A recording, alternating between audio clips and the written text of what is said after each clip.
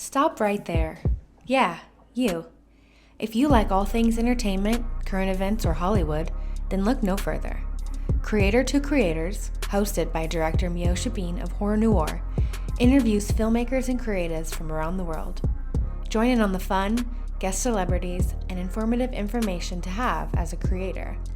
Hit subscribe and stay connected to Creator to Creator. Hi, everybody. Welcome to another episode of Creators to Creators Today, we have a special guest. Hello, I am Oksana, but I go by Osie as my stage name. I love it. I love it. Welcome to the show, love. Great to have you. Excited to be here. It's been a long time coming. We've been talking about this. Yes, many years. I think so, many years. It's okay. It wasn't the right time yet. And now you're here, and I'm glad you made it. I always like to go to the beginning, like your childhood. Talk about, how growing up where you're from, and then how did you find your way into music? Yeah. Ooh, good questions. So this is something funny because I was thinking about it recently that truly music was always the thing that I wanted to do, even since I was a kid. But it wasn't until I got older that I really realized I could do a career out of it. Because actually, as a kid, I had the passion for music, but I didn't have the ability. I wasn't one of those people that was just born out of the womb singing perfect pitch and playing all the instruments, no problem. I actually did have problem. And it took me a long time to learn, to even build the confidence, because that's the thing. As a kid, I was singing and I wasn't even worried about it. But then as I got older, then I was more nervous to sing in front of people. And so it wasn't until I was a teenager that I started taking singing lessons. And that was cool. My first teacher ever, my first and not only, but pretty much my main teacher, she really encouraged me a lot. And she classically trained me, which was really cool because my voice is very soft, but I learned that style. Yeah. And that, all of those tips and techniques I've carried with me. It's actually been about 10 years since I did vocal lessons, which is nuts. Wow. Makes me feel old. No. No, as if you're not old. But I feel old. Thinking about how, man, that's crazy. Because wow, that's nuts. But yeah, so then all of that was the journey. And then I pursued other things because in high school I thought oh, well, I don't really think I'm that good of a singer. I don't think I can pursue that. But I was always writing music. That was something that I enjoyed doing. And it was something such a gift that came easy to me. I could just write a song about anything. I would look at a bottle of ketchup, be like, I'm going to challenge myself and write a song about ketchup. And I would, it was just really fun. And when I was when I was in high school, I decided I was going to pursue other things. So I went to community college and I was doing a degree in mass communications with this focus in digital art and media. And my dream at the time was to work for Warner Brothers. I wanted to be the person designing their billboards. Oh, fun. I thought that would be a really cool job. So I started pursuing that, doing marketing, did a marketing internship, that was the focus. And then I went to London to do school, the university, and I was studying business and marketing. And then COVID happened and everything shifted. Yeah, that part. Yeah. But it was a necessary part. Although the January of 2020 is when I really started thinking about okay, this doesn't feel like it's the right path. This marketing degree, I'm not enjoying it. I also always had a hard time in school, in classroom settings. I just had a hard time paying attention. My mind would wander and it would be so frustrating. It's I want to pay attention, but I can't. Yeah. My brain just won't let me. And I never really thought about it. And then when I was in London doing the school there, I'm oh gosh, no, this is really, really hard. I'm just not present. My mind is everywhere else but here. And realizing maybe college isn't going to be the path for me. And also the degree was really boring, which is not their fault. No, and that's okay, Yeah. It's okay. I had to try it to know. So at least I can say that I tried college and I tried university and it just wasn't my thing. I did get an associate's degree, but there you it might go. be the only degree I ever get, and that's okay. But see, that hasn't stopped you. And I think that's pretty amazing. I think a lot of people would go off. They're like, I don't have this. I don't know I don't think I'm able to do it. I mean, I'm with you on that. I knew college school, it was not for me. Like, and I'm such a, like, I'm so serious. Like, I knew I had to find, like, film what had, like, it was the only way. Yeah. And I really enjoy it. I mean, doing something that you love and you enjoy is, it's amazing. And getting paid to do that, it's pretty awesome. Yeah, So I agree. very grateful that I took the path of like the entrepreneur Mm. path, but it is a lot, but you got to love what you do, whatever that is. So to pursue it True. relentlessly. Yeah, definitely. That's definitely the thing. Like seeing, that's also where I actually pursued the film industry first. Yeah. Like not even on just the Warner Brothers side, but I went through a lot of, I'm going to be this, and I tried working on sets and I was in the art department and I loved it. And I thought, wow, okay, maybe this will be the thing. Maybe I'll work on like Marvel movies and it'd be really fun to get to decorate those sets and like just be a part of the vision. Yeah. But then being on sets with people that were like ending one day, I always think back to my like hardest day ever because it was 18 hours and we ended at 2:30 a.m. Oh. I'm really tired.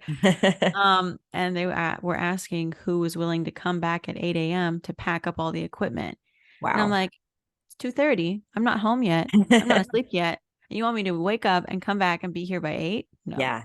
I'm sorry. I'm not available. And there was two people that immediately jumped up and said, oh, I'll be here. And I thought, Wow. wow, I don't want this enough. If there's people like that, this isn't the place for me. Just realize, Right. because you're right. Like if you don't love the thing, you'll get so burnt out by it and you won't Yeah, be able to sustain. You have to really love it. absolutely. My next question actually was I was gonna say, did you always have, like, I believe like your career, whatever you pursue, having that support system is like super important. Mm. And I wonder, like, obviously, like, who supported you in those times of like, I mean, we all have them, like, I'm not sure if I'm going to keep doing this, or what's next. But who is that circle for you? Were your family pretty supportive of like your journey and your career path? Like with music or just in Yeah, with general? music. I And mean, I do feel lucky that my mom was always very supportive, although she really wanted me to go to university. And uh, we toured two different schools together. And so I really put the effort into that, thinking even after COVID and I came back, I did still have the idea of like maybe school. So I went to go visit a school in Tennessee and it was beautiful. And like she just really wanted that because she wanted me to be secure. yeah. But falling into the other thing that I do, because music doesn't make me money yet. Hmm. One day maybe, but It right now will. it's It just will. social media management, which is a really booming industry and it's really cool, because it's like it's a whole other tool and you just have to learn the tricks to how to use it to your advantage. And I love getting to help people understand it, getting to make strategies and for them and making their pages just look pretty and like attractive and bringing in new clients. Like, oh, it's my favorite thing. Hmm. And when my mom saw that I did have something that was an income, that was making me enough to survive, I think it made her feel less concerned. And she Yeah. still encourages me in my music. And she just wants me to, if I choose something, to really stick with it and to really go full force in it. Because as a Yeah. kid, I wasn't like that. I was like, oh, I'm going to try this. No, I'm going to try this instead. Like I tried everything under the sun. I did ballet, gymnastics, soccer, basketball, cheerleading. I mean, gosh, I did it, all the things. Wow. And so I think that she's been a good encouragement because she's not going to be like, oh, yeah, you're doing great. No, she'll be like, no, you should be doing more. Or if I I love send her that. something and she doesn't like it, she'll say, oh, no, that doesn't sound good. Yeah. Yeah. Thanks. But it's necessary. Like I'd rather her be that way than to always be like, what's the word? Like lighting a fire. No, that's not the word. But you know what I mean? Like just Yeah. fluffing me up when it's Mm. not realistic or accurate. My brothers, I mean, yeah, they as well. They always ask, how it's going. And I actually have a song coming out next month and they've all been really supportive and like trying Awesome. to help me with all the different aspects of it because they really just they believe in what I'm doing. And that's really nice to feel like you do have like a team of people behind you, especially when it's family, because they're the ones that know you. So when they see Yes. the potential and they see the progress, and they believe in it, it's like, oh wow, it means something different than if a friend did. you know. It's different when it comes from people who know you from your youth. So I feel really blessed to have that. And my boyfriend as well. I mean, gosh, whenever especially because we've been dating now almost 2 years, and I've had a lot of those doubtful moments, but he encourages me a lot too. Even though he's not musical in any way, he's motivational. Like, that's his gift. He's a motivational speaker. Like, he just loves to encourage people, and it's helpful because sometimes that is what you need. Right. When just like feeling, or even like encouragement telling you to just do it, to just, stop waiting around and just make things happen. I'm like, oh, you're right. I've been slacking. So it's a really good team surrounding me, which I really do feel blessed to have that, because I know a lot of people don't, especially when they're in careers like music and film. I mean, because they're not tangible. It's like, well, will there be results? Will there not? And we don't know, but we pursue it anyways. That's right. That's right. I like that. And that's great. That's wonderful. I read in your bio that you said mental health. You like talking about it and how it, how important is mental health to you, and why? I'm just so curious. Great question. Mental health is a big thing for me because there's been a lot of different issues throughout my life that I've kind of had to deal with. And actually, like even on the clinical level, because I was depressed as a child and I didn't realize that until later. And I didn't even realize you could be. But when I was in middle school, a lot of times I would go into my parents' room and they had this couch at the end of their bed. My mom would be in there ironing clothes or whatever. And I would just go in there and I would lay on the couch and just tell her I'm sad. And I would just be so tired. And all I would want to do is just lay on the couch and just watch whatever she was watching. And I did that a lot. And I didn't even realize what that was, because normally I was a very energetic, hyper child doing all these things. But sometimes I'd get in these moods and I would just be stuck there because I didn't even realize what it was. And I didn't even know that until later on, really looking back at it, like, oh gosh, wow, I was depressed as a child. That's so sad. But it was just because I was lonely. I had a hard time making friends. And I think all of that just affected how my brain was developing. And then in high school, and my dad passed, there was also then the depression got even worse. And I just had so many different types of things, because there was depression and later on there was anxiety that came in, and there was just like an endless list of things. But I think what was why I like to make the songs about it is because when I was going through those moments, I remember looking on Spotify and just looking on the internet and trying to find songs that could tell me that I was not the only one feeling that way, like songs that people could relate to what I was going through. And at the time, there was really nothing. And I just remember being so discouraged because I'm like, I just want to feel like I can hear something that's talking about my experience. And now there's like so much music about mental health, but every song is different because everybody's experience with it is different. So it's one of those things that I think we'll never run out of ideas for songs to write about mental health, but it's such a necessary thing because, I mean, in those moments, you just want to not feel alone, especially if you don't want to talk to somebody about it, because not a lot of people do. Like, that's hard to have to admit, like, that you're feeling that way and that you need help, and it makes you feel like you're weak when you're not. But in those moments, it's like, no, you want to keep it to yourself. But music is a way to relate without having to talk about it and to feel a little bit of comfort. There's even this musical, Dear Evan Hansen. Have you ever seen it or heard of it? I haven't. Tell me about it. Oh my gosh. It's heavy. It's definitely heavy, but the premise of it is a boy that they're all high schoolers, and there's one that he's like the bully in school, and he happens to cross paths with this character named Evan Hansen. And Evan Hansen, he is depressed just in general, like clinically, and so he gets an assignment from his therapist to write letters to himself, to like encourage him to just, I guess, I forget what the purpose of exactly why he has to write them, but he is writing them and he prints one out at school because I guess he doesn't have a printer at home or something like that. And this bully comes into the room. He happens to be going past the library when the thing comes out of the printer, and he sees this letter and he takes it just to be a bully.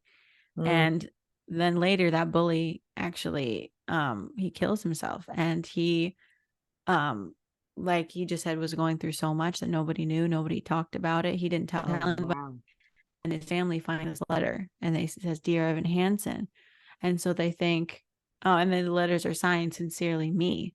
So this family think that they were friends. And so it's this whole thing because Evan Hansen, all he wants is to just feel like he has friends and he has people that care for him. And all of a sudden this family are looking to him because they think that they were really good friends. And so he becomes deeply involved in their life. And it's like, oh my gosh, wow. And the Wow. music in it is Amazing. amazing. It's so encouraging for people that are going through any kind of mental health thing. Like it really is so encouraging. Those songs, like "You Will Be Found" is a really big one. And it's just every time I listen to it, it's just comfort. That's awesome. Oh, Yeah. wow. Thank you for sharing that. Yeah, we'll have to definitely Yeah, put of that in the course. description box. I have never seen it. Yes. That's And maybe awesome. trigger warning on the video now. Sorry.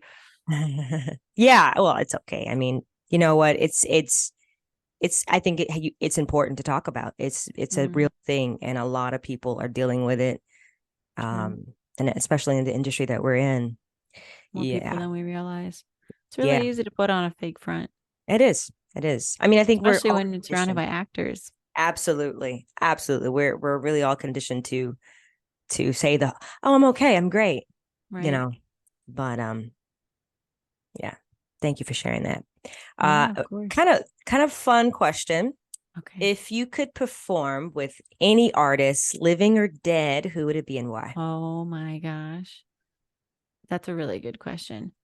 Honestly, I feel like playing with Billy Joel would just Oh, be the wow. coolest concert. Just to be with somebody that is such a visionary and such a genius when it comes to piano. I love Billy Joel so much. Yeah. But I would say either Billy Joel or ABBA, because Whoa. I feel like that would also be just the most fun concert. Oh Epic. my gosh, just the energy in that room would Wow. be incredible. So I think really, I mean, it's cool because they're all still alive, but Right. ABBA doesn't perform anymore. Billy Joel does. His Yeah. tickets are very expensive though. It's just like, oh, I mean, I get it. You're a legend. I just can't Are they afford to see you. are they Beyonce prices and Taylor Swift prices? Like a Not thousand? quite that. Oh my Okay. gosh. I was shooketh when I looked up the tickets. I was just curious because I'm not really a Taylor Swift fan. I just never jumped on that bandwagon when I was younger. I was a Yeah. Sarah Bareilles fan. That was Ah. my person. But oh my gosh, it was like Yeah. $7.50 to be in the nosebleeds. Like Yeah. what? Yeah. Hey, What? I mean, I Taylor, icon now, she's an icon, but but like, how are those prices reasonable? I've been to those stadiums and those tickets weren't that much.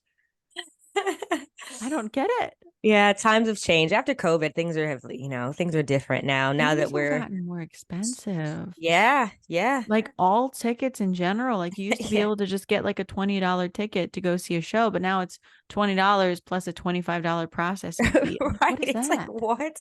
Yeah. Yeah, it's wild. Um, I was gonna ask you like Yes. your process of making music, or Mhm. how do you know like, okay, I want to make that. I want to put this, I want to just yes. Good question. I mean, the process is really whenever I have a moment to um like just write songs, usually it comes randomly because there's so many other things that will ask for my attention and Yeah. it's been harder to make the time or to find the time really. But when I've had these moments, or even a lot of times, I'll get ideas in the shower. I don't know what it is about the shower. It's just like the brain starts going, or while I'm driving. Like if I think of a melody idea while I'm driving, I'll turn on my voice memo safely, of course. But like at the red light, turn it on and I'll just record the melody idea. That's cool. And there's a bunch of ideas that I haven't gone back over. I mean, I think there's an endless supply. Like if I really was making music all the time, and if I had like a team of people in a studio and all this stuff, I feel like I could easily crank out songs like no problem. But Nice. it's Awesome. hard because where I'm at right now, I can tangibly really only do one song at a time because Wow. also the cost of it, because there's like mixing and mastering and all of that. It can be pretty expensive. I bet. But that's really cool. I love asking about the process because everybody's process is different. I've had a guest on True. and his process was like, he's like, yeah, sometimes I I just like to, it was just like the most bizarre thing. I'm just like, wow, whatever it takes to get you there, I say True. do it, Within reason, but Well, yes, I concur. But I yes, get what you within mean. reason, but you know what I mean? Yeah, Like, yeah, the creative process, don't cut it off, that's cool. Um, I was gonna ask you a fun question. Okay. Um, you know, there's no wrong answer, but if Okay. you only can pick one, loyalty or respect, and which one would you choose and why? Oh, interesting. That's a really good question. I mean, I think respect is the big one for Okay. me, Okay. because loyalty without respect, I feel like isn't real loyalty. Like, I don't think they're really putting you first. If Mm, they're loyal to you, but if they don't respect you, why would they be loyal to you?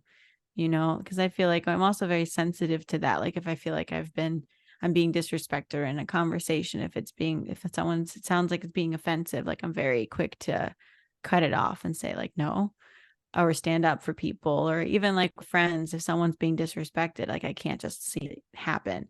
Like, I'm very like harsh about that, because it's just, everybody deserves the same amount of respect, and for anybody to not feel like they don't, like somebody doesn't deserve it is just false. Like, regardless of anything, regardless of status, regardless of faith, religion, it doesn't matter.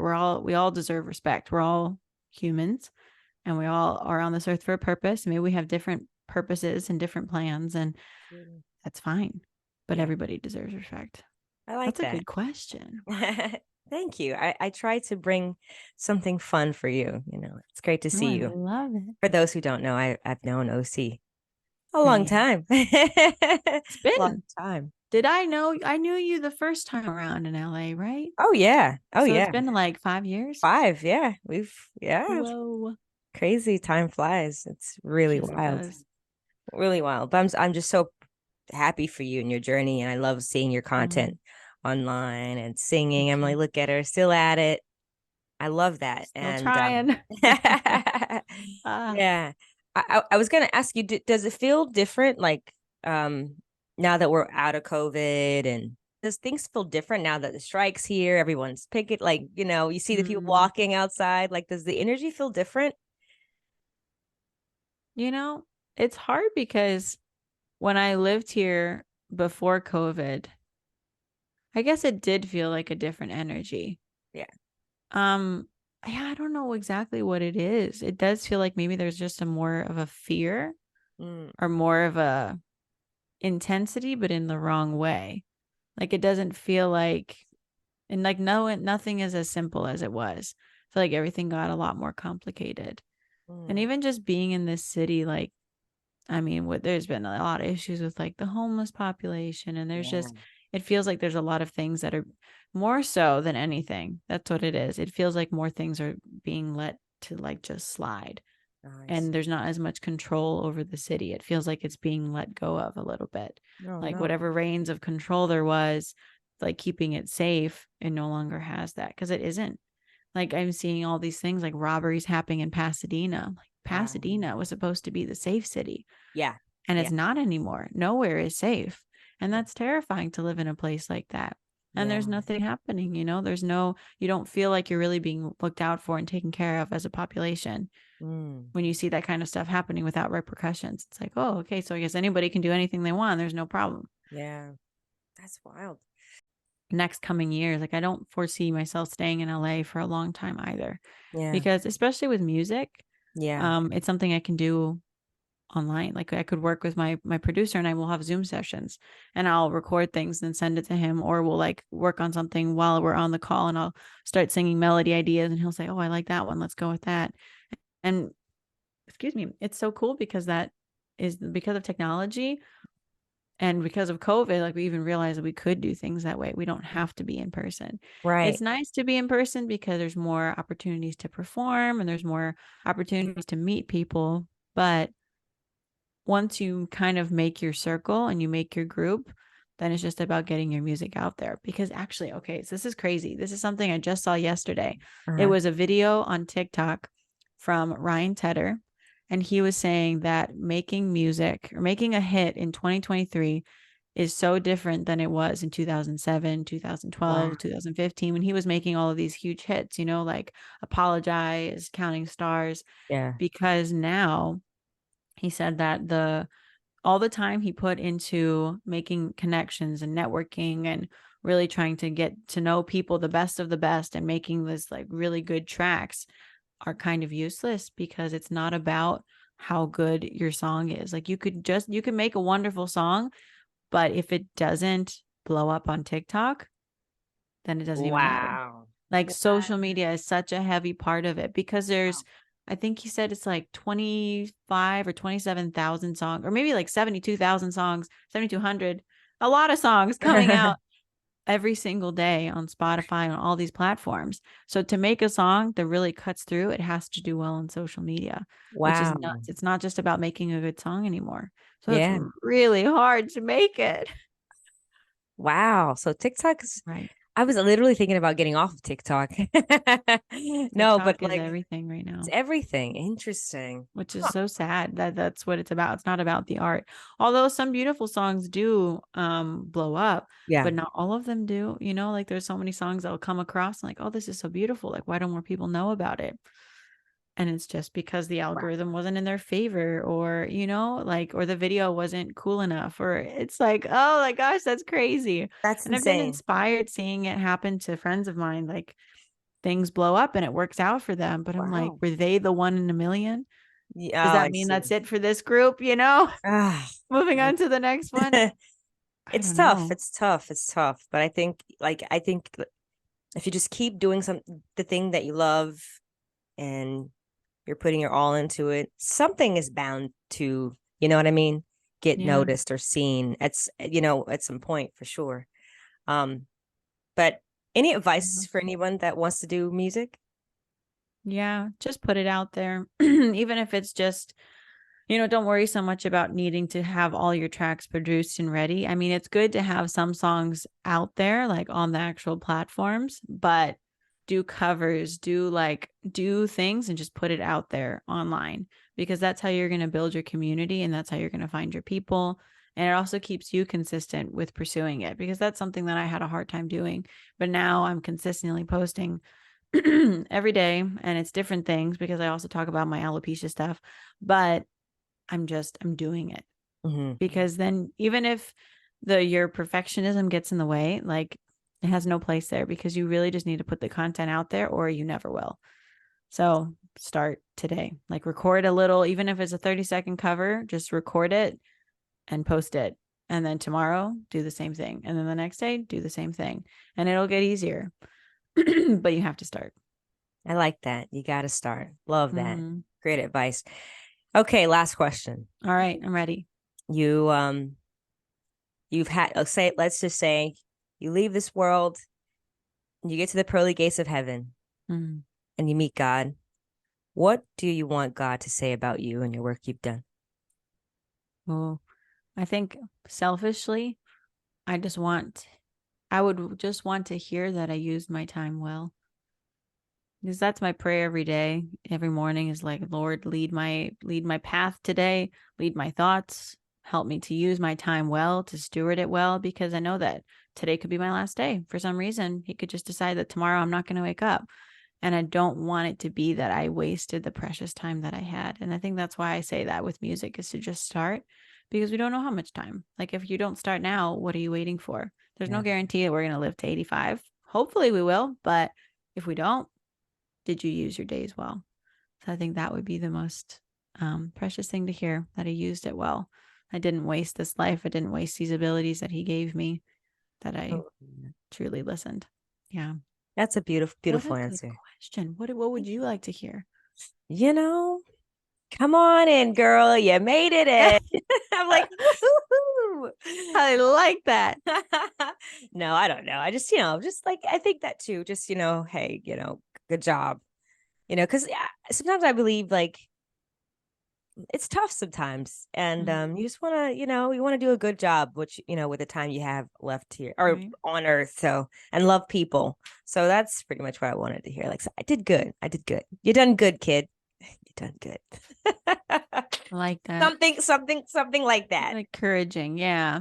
Definitely, definitely. Thank you so much for coming on. Oh, thanks for having me. Of course. Where can people find you on social media to follow all the Yes. things you got going on? So on all platforms, I am Osie Music. So it's OSIE Music. And then there you go. I also have a new song coming out next month. So stay tuned for Remember Disney. It's going to be a good one. Got some cool ideas for promotional videos and stuff. We'll see. Who knows what could happen, but gonna try. But yes, stay tuned.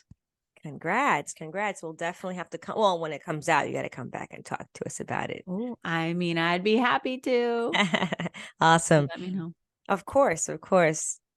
Thank you all for listening. And always remember to live, love, laugh. We'll see you guys next time. Bye.